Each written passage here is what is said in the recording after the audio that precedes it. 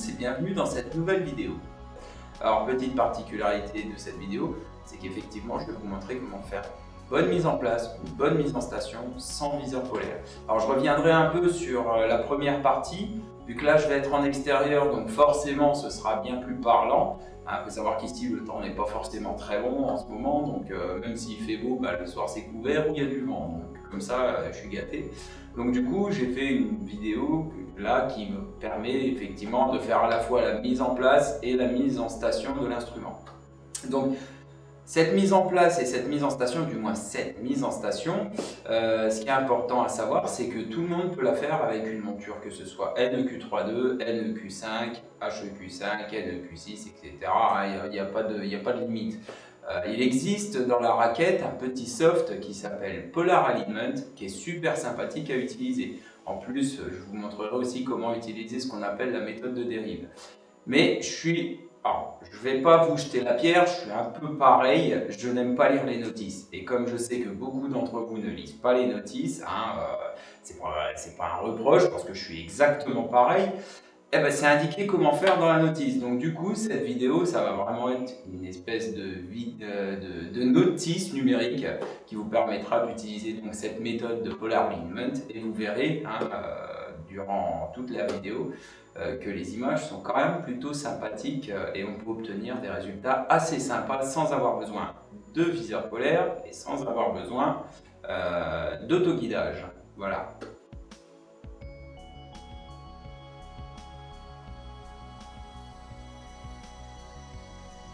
Alors pour commencer, je vais vous conseiller de télécharger deux applications qui sont disponibles sur Play Store. Donc il s'agit en premier d'une application qui vous permettra de vous repérer dans le ciel, à moins que vous en utilisiez une autre. Et moi perso, je l'aime beaucoup. Il s'agit de l'application Mobile Observatory. Alors Mobile Observatory, c'est une application certes qui est payante, mais vu la quantité d'informations qu'on peut trouver dans cette appli, franchement ça vaut le détour.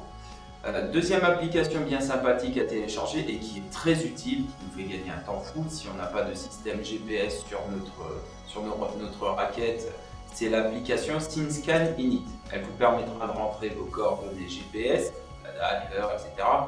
Tout en étant connecté à votre smartphone. Du coup, ça va vous faire gagner un temps de malade. Sérieux, moi je l'utilise tout le temps.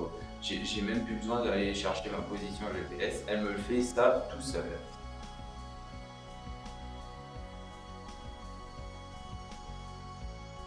Alors une autre petite chose que je vous conseille de faire fortement, surtout si vous êtes débutant, après vous n'en aurez plus forcément besoin, ce sera un automatisme. Si vous débutez en astrophoto, je vous conseille de faire une petite checklist. Exemple, vous mettez votre trépied en place, au nord, à niveau, etc. Vous checkez, et une fois que vous avez checké vos étapes, au fur et à mesure, vous n'aurez peut-être même plus besoin de cette checklist. Mais c'est pour vous éviter de perdre du temps bêtement, on va dire, sur une étape que vous avez dû sauter. Donc du coup, vous êtes obligé de retirer la monture, refaire la mise à niveau par exemple. Ça serait dommage de perdre du temps. Disons que cette méthode-là, elle va vous permettre de faire une mise en station en l'espace d'aller en 25 minutes, 30 minutes, votre matériel est installé, la mise en station est faite et vous pouvez commencer votre séance photo. Donc faites une checklist, c'est un petit plus, ça vous permet franchement de gagner un temps fou.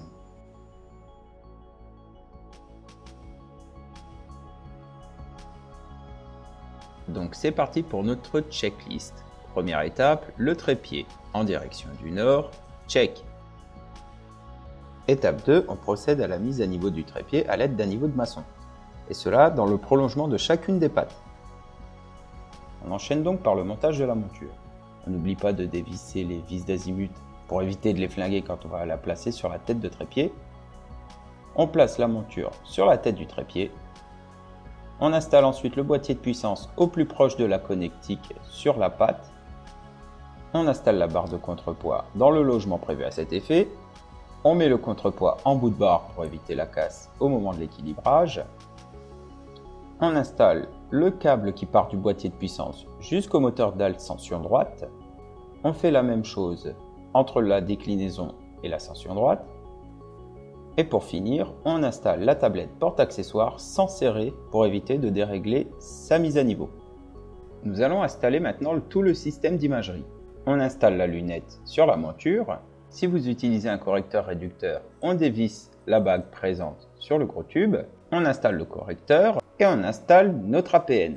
Tout en maintenant son instrument fermement dans la main, on desserre le frein d'ascension droite et on commence par l'équilibrage.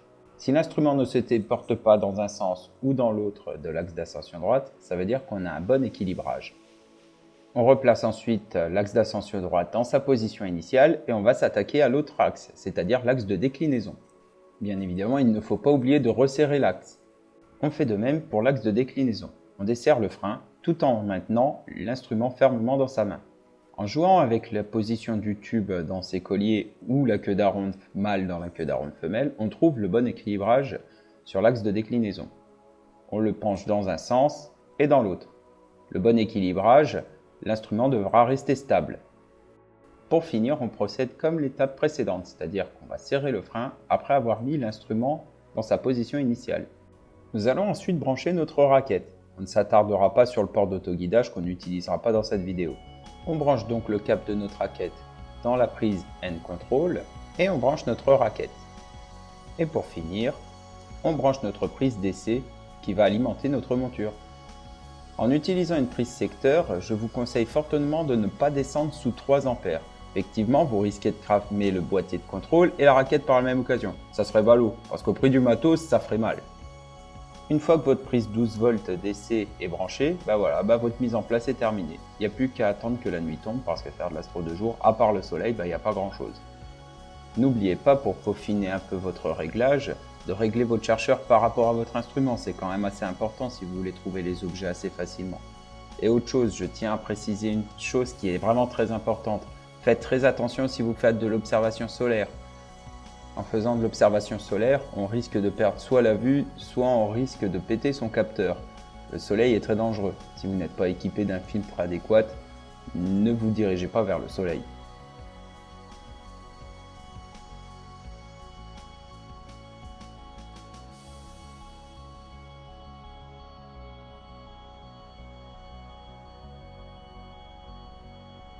Bon, maintenant on va s'attaquer aux choses sérieuses, c'est-à-dire on va finaliser notre mise en station en faisant donc un premier étalonnage. Bien évidemment, on va rentrer tous nos coordonnées à l'aide de cette fameuse application SynScan Init. Je reviendrai étape par étape sur ce qu'il faut faire sur la raquette. Et puis ensuite, on va commencer par l'étalonnage et l'alignement polaire grâce au soft Polar Alignment. Après avoir mis votre monture sous tension et avoir vu le message concernant le soleil, alors on ne prévient jamais assez pour le soleil, bien évidemment, ne pas pointer en direction du soleil, blablabla. On va passer à la longitude et la latitude. À ce niveau-là, faites très attention à bien renseigner si vous êtes à l'est ou à l'ouest du méridien, et pareil si vous êtes bien au nord ou au sud. On passe ensuite sur notre fuseau horaire, donc plus 1 pour moi, avec l'élévation au-dessus du niveau de la mer, 190 mètres. Ensuite vient la date. Alors faites attention quand vous allez rentrer l'ordre jour, mois, année ou mois, jour, année. Et vient ensuite l'heure locale. On indique si on est en heure d'été ou en heure d'hiver. Alors, ne vous cassez pas la tête. Si vous êtes en heure d'été, vous mettez yes. En heure d'hiver, vous mettez no. La raquette va ensuite vous demander si vous voulez commencer l'alignement. Évidemment, il faut mettre oui. Vous avez le choix entre 1 étoile, 2 étoiles ou 3 étoiles. Plus vous prendrez d'étoiles, plus précis sera votre pointage. Attention, ça ne joue pas sur la mise en station, ça joue uniquement sur le pointage. Donc on passe maintenant à l'alignement. Alors l'alignement, moi je vous conseille, si vous faites de l'astrophoto, de le faire sur 3 étoiles. Moi pour la vidéo, je l'ai fait sur 2 étoiles pour la simple et bonne raison, pour éviter les très fortes rafales de vent que j'avais le soir où j'ai fait cette vidéo. Je me suis mis un peu à l'abri, du coup je n'avais pas accès à une étoile suffisamment intéressante, je dirais, pour pouvoir faire une bonne mise en station. Alors si vous voulez, le mieux c'est de prendre une étoile le plus à l'est possible, le plus à l'ouest possible, et une 3e étoile, nord ou sud, de préférence le sud, c'est quand même pas mal. Donc voilà, parce que tous les objets sont plus vers le sud, les plus intéressants, donc autant en prendre une qui se trouve au sud.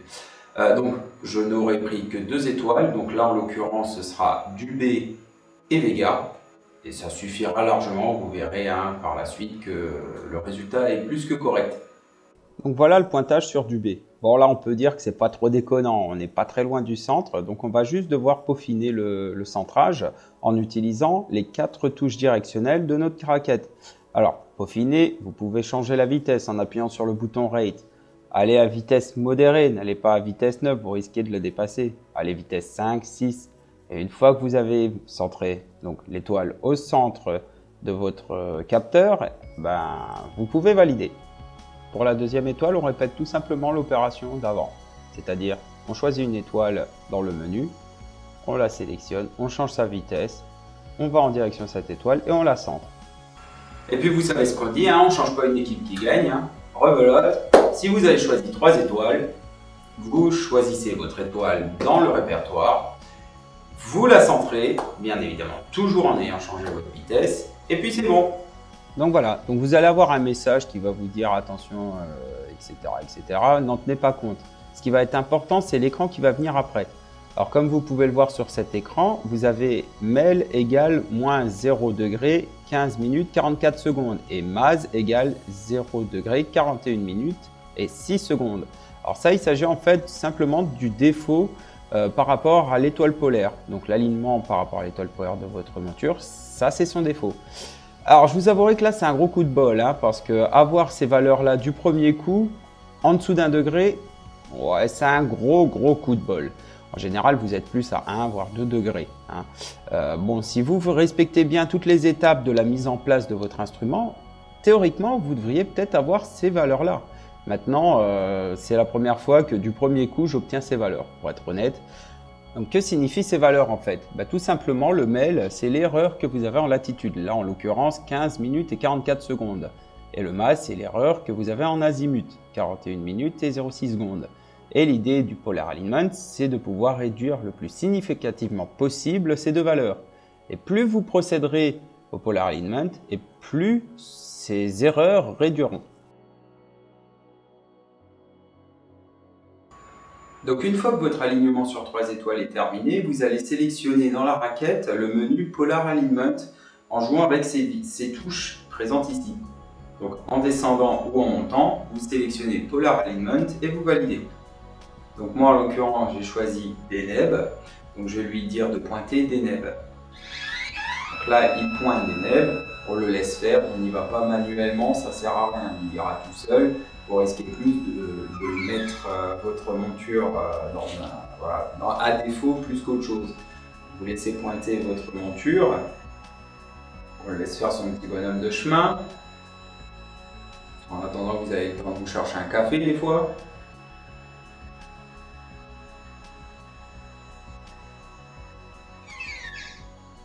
Donc là, il pointe sur Deneb par rapport à votre alignement sur 3 étoiles que vous aviez fait juste avant. Donc voilà. Il vous demande d'aligner l'objet grâce aux touches directionnelles. Donc vous changez votre vitesse, vous la mettez en vitesse 5, 4, 3, c'est au choix, vous choisissez. L'idée, c'est vraiment de la mettre pile au centre, soit de votre capteur, soit de votre oculaire. Donc, on déplace, on met au centre, je simule, bien évidemment, et je valide. Il va vous redonner l'erreur en mail. Vous appuyez sur Enter. Vous allez voir qu'il se déplace légèrement, pas beaucoup, ça va pas vraiment, ça peut se déplacer de beaucoup, mais là on voit bien clairement que ça ne s'est pas beaucoup déplacé. Donc, ensuite, il vous demande d'ajuster l'altitude. Donc l'altitude, vous allez pour cela utiliser les deux vis présentes ici et ici. Alors faites très attention en manipulant ces vis, elles sont très fragiles. Si vous deviez serrer celle-ci ou celle-ci, pensez au préalable à desserrer celle qui est face à celle que vous allez serrer. Là, vous la voilez. Si vous forcez trop, elle voile. C'est pareil sur la monture HEQ5 et le Q32, c'est la même chose. On y va doucement, il n'y a pas besoin de forcer comme un bourrin. Donc, on joue avec nos vis d'altitude. Une fois qu'on a terminé, on appuie sur Enter. Il va se déplacer encore une fois, vous allez voir l'étoile se déplacer soit dans votre capteur, soit dans votre oculaire. Et vous faites la même chose avec les vis d'azimut, ce qui vous demande d'ajuster en azimut. Vous ne touchez plus à la raquette à ces deux étapes-là, il n'y a pas besoin. Donc vous réglez vos vis d'azimut. Une fois que c'est fait, votre étoile est bien au centre ou dans le capteur, vous validez en appuyant sur Enter. Là, c'est terminé. Il suffit juste de réitérer notre étape précédente, c'est-à-dire les 3 étoiles d'alignement. Vous sélectionnez vous refaites votre alignement et vous regardez quel sera le résultat que vous obtiendrez à la fin. Si le résultat est bien mieux qu'avant, suivant les valeurs, soit vous recommencez, soit vous arrêtez là. Voilà. À savoir que si vous êtes à peu près à une dizaine de minutes de défaut, c'est pas grand chose. Voilà, ça pourrait être mieux, mais c'est pas mal. Faut pas non plus, on peut peaufiner après le réglage grâce à la méthode de dérive qu'on verra tout à l'heure. La méthode de dérive est très simple. Vous allez pointer une étoile dans le secteur de l'objet que vous allez photographier. Moi, en l'occurrence, je vais prendre M51. Donc du coup, je vais pointer l'étoile alcaïde qui est juste à côté. Elle est suffisamment lumineuse pour être vue directement live view sur mon APN. Vous allez ensuite la laisser dériver quelques minutes. Pour moi, pour le coup, je l'ai laissée un peu trop longtemps. 20 minutes, c'est pour ça qu'elle est aussi loin du centre.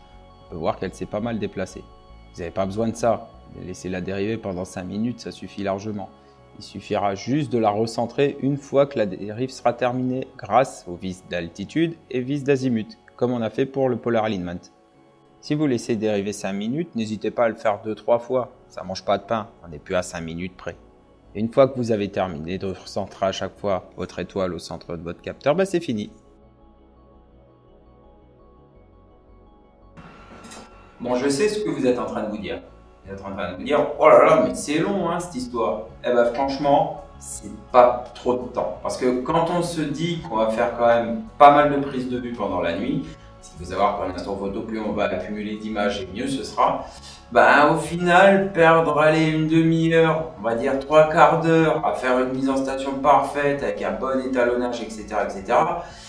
C'est peu cher payé, parce que si vous êtes obligé de recommencer, redémonter la monture, si vous êtes obligé de recommencer plein d'étapes, ça serait dommage, ça serait perdre énormément de temps. Et malheureusement, le temps, on n'en a pas forcément souvent en France à cause du climat. Donc voilà. Bon voilà, maintenant il ne vous reste plus qu'à shooter. Alors j'espère que cette vidéo vous aura fortement aidé pour faire votre mise en station, mise en place, etc. Alors, comme j'ai dit, ça prend du temps, mais faire des belles photos, c'est une question de temps. Il faut avoir de la patience. Maintenant, si vous respectez scrupuleusement toutes ces étapes, vous en sortirez parfaitement. Moi là, le soir là, j'ai profité, j'ai fait un peu de visuel assisté, j'avais pas forcément envie de faire de l'imagerie parce que j'ai pas spécialement le temps en ce moment. Du coup, je me suis dit, allez, on va faire un peu de visuel assisté sur M51. Bon, le résultat était plus que correct. Ce soir-là, j'ai réussi à faire des pauses de 2 minutes en ayant des étoiles parfaitement rondes. Forcément, avec quelques déchets, on est d'accord, ça peut pas être forcément parfait parce que toute monture existante a ce qu'on appelle de l'erreur périodique. Donc ça, c'est typique de toutes les montures, on peut pas, voilà, il n'y a pas de miracle. Maintenant, même cette erreur périodique, même si elle est là, je me suis retrouvé au final après mon empilement avec un décalage de 17 pixels sur l'axe X et 16 pixels sur l'axe Z, ce qui veut dire que c'est vraiment pas grand chose, et ça sur 30 minutes. C'est vraiment rien. Donc les pauses de 2 minutes, j'en avais pas mal. J'ai pris aussi 2 pauses d'1 minute. Et puis je me suis fait plaisir sur M51. Je vous laisse regarder le résultat. Alors attention, forcément c'est bruité. J'ai poussé le truc dans ces retranchements. Et puis forcément, j'avais pas de dard, pas de flat, pas offset. Donc l'image brute n'est pas forcément terrible. Voilà, j'espère que vous avez apprécié cette vidéo. Si vous avez des questions, comme je vous dis, n'hésitez pas à les poser en commentaire. Je pourrai y répondre, c'est pas un souci. Et je vous dis à très bientôt et merci.